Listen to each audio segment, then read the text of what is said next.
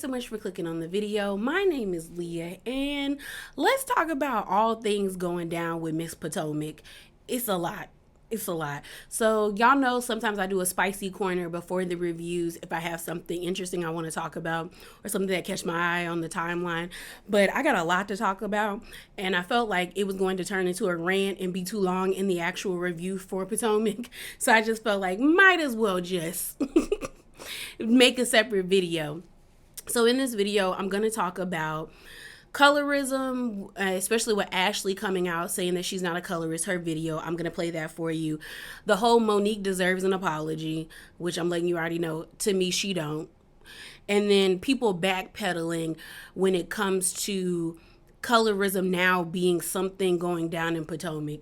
So let's get into it. So the first thing would be talking about Ashley's video. So I'm going to play the video for you right now, and then we're going to come back and talk about it. So I really hate that I have to say anything about this and that I have to address this, but it seems to have just gotten like way out of control. First and foremost, I am not a colorist. I know everyone wants to deem me that. They want to make all these accusations about me because of my own skin tone, but I don't claim that because that's not me. I feel like people forget that I have had issues or disagreements with every single woman on the show for whatever reason, for whatever thing that we disagreed upon at some point in time, irrespective of the hue of her skin. So I always start at 100 with people until you give me a reason to take it down. All right.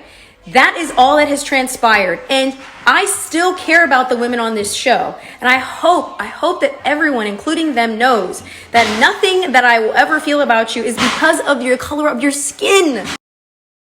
All right, y'all getting this good old voiceover action because something came up and I still wanted to get this video out to you guys tonight. So after watching Ashley's video, here's my thing. I don't know if I can call any of the women on the show blatant colorists, but what I can say is that I do believe majority of the cast have unconscious coloristic biases, and at times they know how to lean into it. And the reason why I say that is because we all have that. We all have that. We have been indoctrinated into a society that has taught us since birth that the closer you are to whiteness, the more successful, the more accepted, and the more attractive you are, whether you are male or female. And that is across the globe. And I knew colorism existed beyond my community, which is the Black community. But seeing the discourse on TikTok and on Twitter with the actor that played Namor for Black Panther, which was a good movie, from white Latinos who are adamantly and aggressively upset that he was brown skinned and not white, says a lot about the way colonialism has really messed us all up.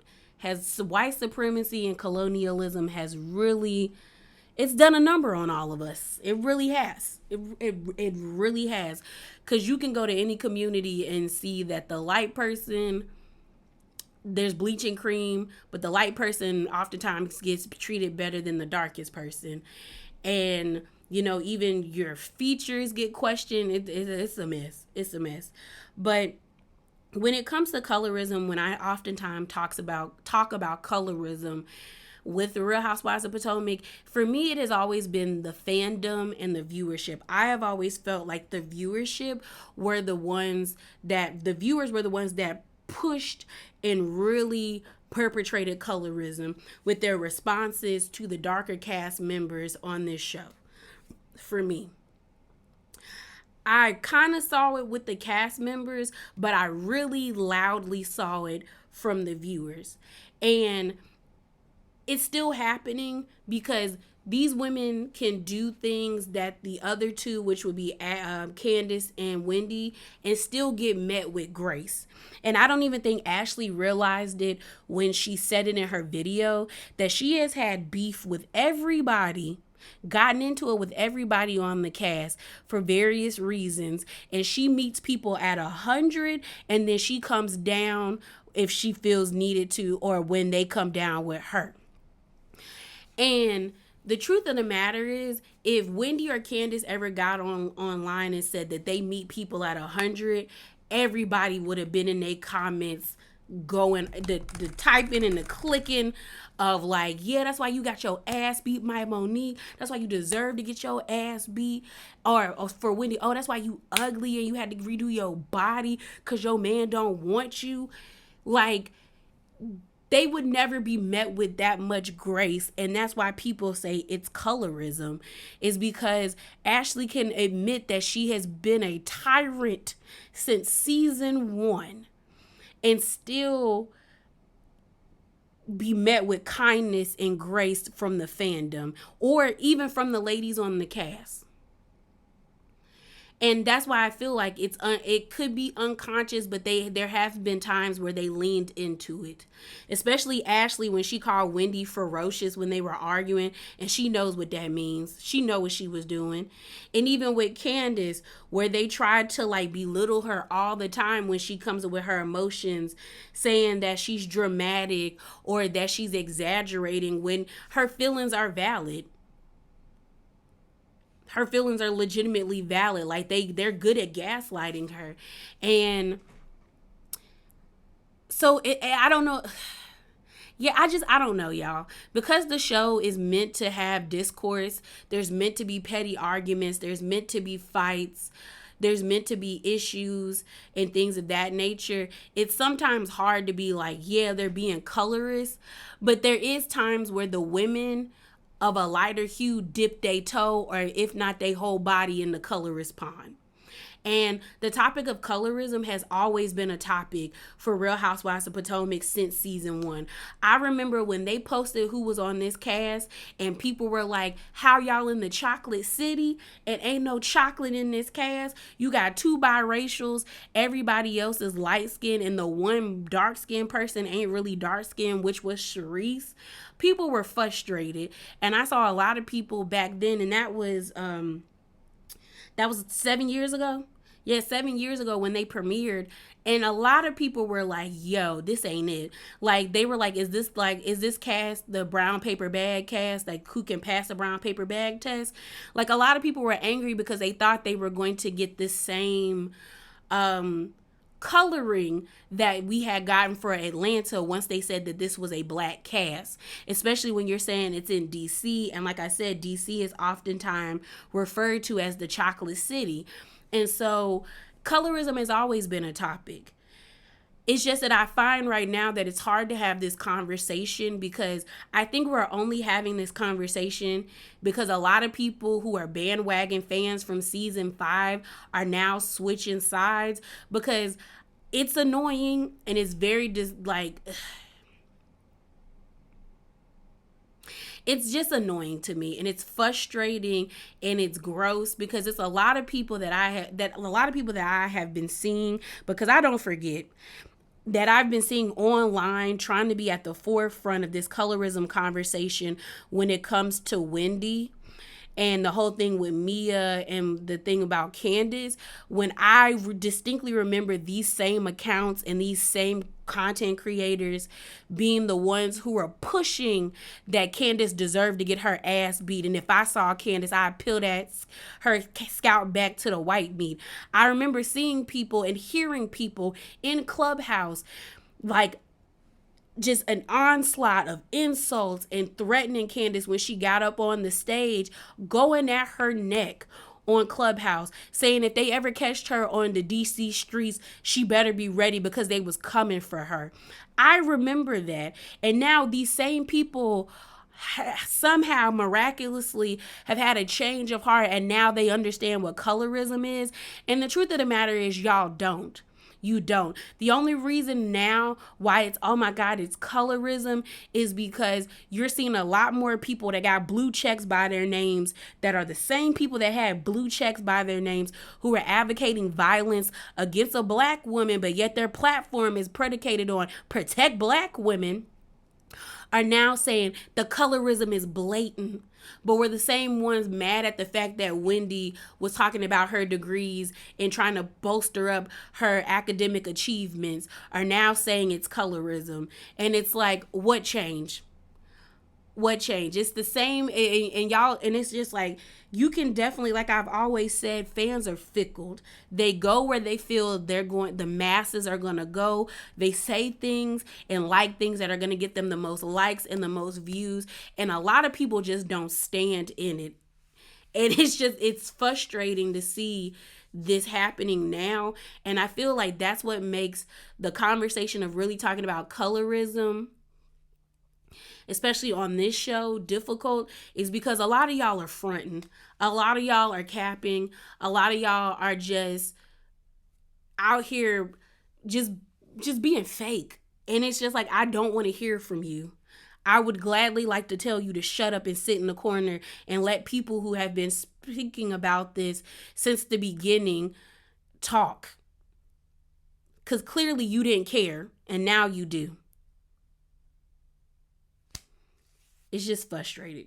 That's just what it is. It's just frustrating. But yeah, we know colorism exists on this cast. And it's more so for me, like I said, through the fans. But I do think these women do have unconscious biases. Like, a lot of the people on this show have been able to get away with things that we know Candace or Wendy couldn't get away with. Mia has thrown things at people twice. She threw salad at Candace. She about to throw a drink at Wendy and then smack her upside the head with her purse. Giselle has been mediocre and has been plotting on people since season like 2 and has gotten away with it. And now it's an issue. Karen has been able to mention someone having an STD, possibly going to an insane asylum, as well as come at say crazy things to Robin, and y'all go up for it and don't even bat an eye and don't think the things that she says has crossed the line. Ashley, like I said, has been a menace to society since season 1, and now all of a sudden, oh, it's okay. It's okay. We want this Ashley now. Now that she's trying to untether herself to Michael, which is not going to happen. And then Robin. We've known Robin been about it since the earlier seasons. She been with it and stayed with it, but no one really cared until now because it's against Wendy. So it's like, what are we doing here, y'all? What are we doing here? I just don't know. I just don't know with y'all. Like I said, I just feel like this conversation from a lot of people is, people are fronting because the same people who are trying to lead these conversations now online or online don't really care and didn't really care. They just care now because they have people with the blue checks who are saying it and calling it out, and now they want to be a part of the bandwagon too. And that, to me, like I said, is frustrating and annoying. So on to this whole thing, does Monique deserve an apology? Honestly, I don't think she deserves anything from anybody. At the end of the day, she played herself, so what are we apologizing for? Nobody was disputing the fact that we all believe that Giselle probably did try to conspire against her family. We also had confirmation from Candace, where Candace said she heard the plot. She told them that wasn't going to work. She went to Karen because her and Monique weren't on speaking terms. And then Karen went to Monique and told her. Monique even confirmed on her IG Live that Candace did tell her that. So what are we apologizing for? And most people believed her. Everybody had an issue with the way she acted outside of the show, trying to shift the narrative before the show came on because she knew what she did was wrong. You lied and said that she threw a drink on you, and that was the cause of you putting your hands on her. When we all saw it in real time, no. Y'all were both arguing, and then all of a sudden you decided to touch the girl's hair and you wanted to get aggressive and spicy with her, and then you decided to put your hands on her. You decided to put your hands on her. The glass she had in her hand, low key, was to defend herself. If she, like, I'm not gonna say that, but what are we apologizing for?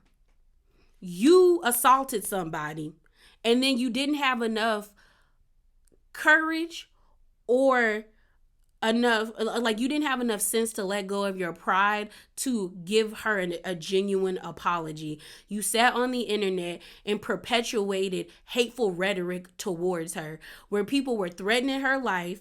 People were saying she deserves everything that she gets, and now there's an active narrative out there that she deserves to be harmed at the hands of you, and you have yet to come out and speak out against it, but we're supposed to give her an apology? For what?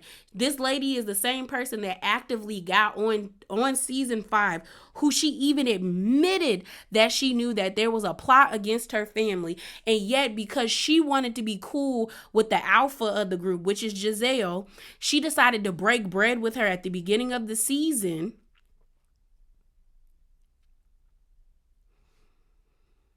And then when we all asked, like, why were you cool with her if you knew this plot was going down?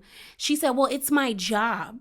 So what are we apologizing for? Because she was also the one that was in, like, that wanted to ice Candace out. That was sitting there at that baby shower or some party where she was like, well, no, it was a baby shower, at Ashley's baby shower, where she was like, well, if we all kind of just stop talking to her, that will teach her like this is not the attitude or the energy that we're gonna accept. So you were okay with icing her out, but you got played yourself and ended up getting your own self iced out because you decided to get aggressive and violent with somebody. You decided to assault someone. So what are we apologizing to Monique about? That's all I have to say. Remember to be bravely authentic. Cop down in them comments below, and I'm out. Deuces.